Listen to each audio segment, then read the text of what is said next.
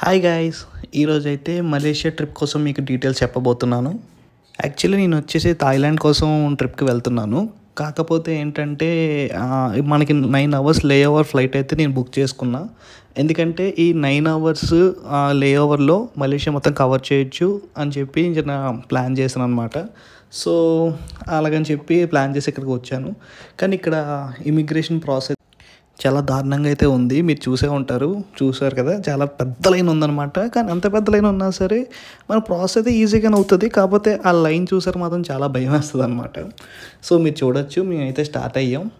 ఇక్కడ రాగానే ఫస్ట్ అయితే నేను సిమ్ తీసుకున్న తర్వాత దాన్ని ఇన్స్టాల్ చేసుకొని క్రాబ్లోని క్యాబ్ బుక్ చేసుకొని ఫస్ట్ అయితే మన టవర్స్ దగ్గరికి వెళ్తున్నాం. ఆన్ ది వేలో మీరు చూడొచ్చు మలేషియా మొత్తం చాలా బాగుంది భయ్య. నాకు బాగా నచ్చింది ఏంటంటే అసలు ఎక్కడ ట్రాఫిక్ అనేది లేదు. హైవే అదిరిపోయింది. ఎక్కడ పడితే అక్కడ టోల్ గేట్స్ అయితే ఉన్నాయి. టోల్ ఎందుకు కట్టించుకుంటారు అనుకున్నాను, కానీ అసలు ట్రాఫిక్ లెస్ హైవేస్కి మనం కట్టిన తప్పలేదు అనిపించింది. సో చాలా బాగుంది బిల్డింగ్స్ అవన్నీ.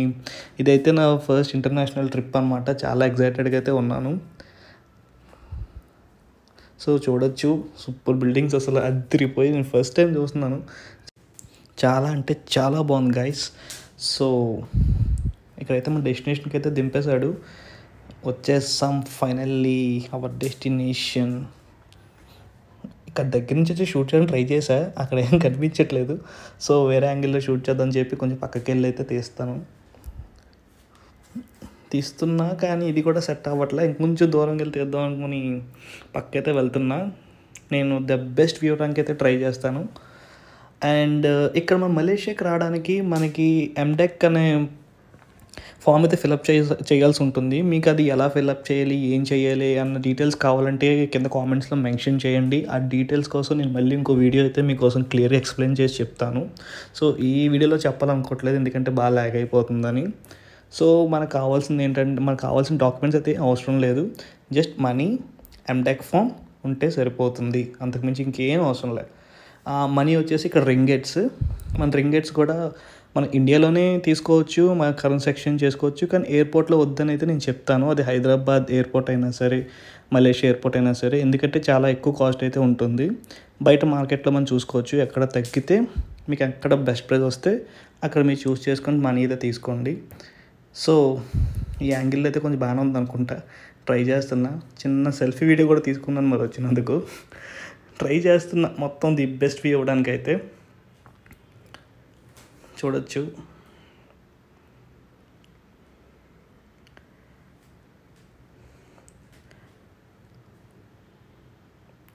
చాలా బాగుంది.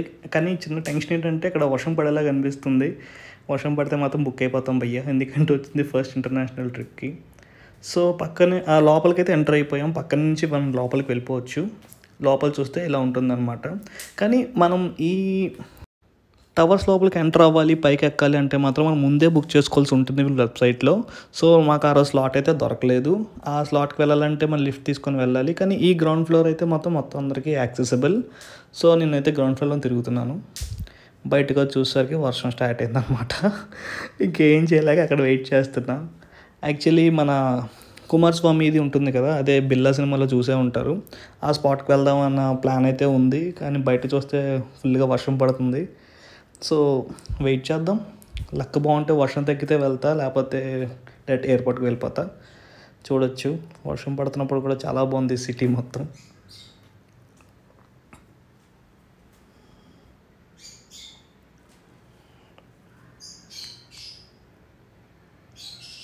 సో మొత్తానికైతే తగ్గింది వర్షం, వచ్చేసాం స్పాట్కి. అదిగో చూడొచ్చు కుమారస్వామి స్టాచ్యూ. సో వర్షం మళ్ళీ స్టార్ట్ అయింది గైస్. కానీ పర్లేదు, ఎలాగో వచ్చాం కదా, మొత్తం కవర్ చేశాను. లోపలికి వెళ్దాం అనుకున్నా, ఇంకా చాలా స్టెప్స్ ఉన్నాయి, లోపలికి వెళ్ళొచ్చు. నేను లోపలికి వెళ్ళి షూట్ చేయడానికి ట్రై చేస్తా. పైకి అయితే ఎక్కచ్చు. మీరు చూడొచ్చు స్టాచ్యూ పక్కనే వే అయితే ఉంటుంది. ఆ వే మొత్తం వెళ్తే కేవ్లోకి వెళ్ళొచ్చు. కానీ ఫుల్గా లగేజ్ ఉంది, పక్కన వర్షం, ఇంకా రిస్క్ తీసుకోవాలనుకోవట్లేదు. చూడొచ్చు మొత్తం అంతా స్టెప్స్ అంతా పైకి వెళ్ళాలి. మన దగ్గర అంత టైం లేదు, ఓపిక లేదు, పైనుంచి వర్షం, luggage. So back to airport అనమాట. సో ఇంకో 1 అవర్లో మనకి ఫ్లైట్ అయితే ఉంది. నెక్స్ట్ నేను పుకెట్కి వెళ్తున్నాను. బోర్డింగ్ అయితే అవుతుంది. బోర్డింగ్ అయిపోయిన లోపలికి వెళ్ళిపోతున్నా. ఇది చూడొచ్చు మలేషియన్ ఎయిర్పోర్ట్. సో మలేషియాలో 1 డే ట్రిప్ అలా జరిగిపోయిందన్నమాట. నెక్స్ట్ పుకెట్లో కలుద్దాం. పుకెట్లో మ్యాక్సిమం డీటెయిల్స్ ఇవ్వడానికి అయితే నేను ట్రై చేస్తాను. వీడియో నచ్చితే ఒక లైక్ అండ్ షేర్ చేయండి మీ ఫ్రెండ్స్ అందరికీ. Thank you.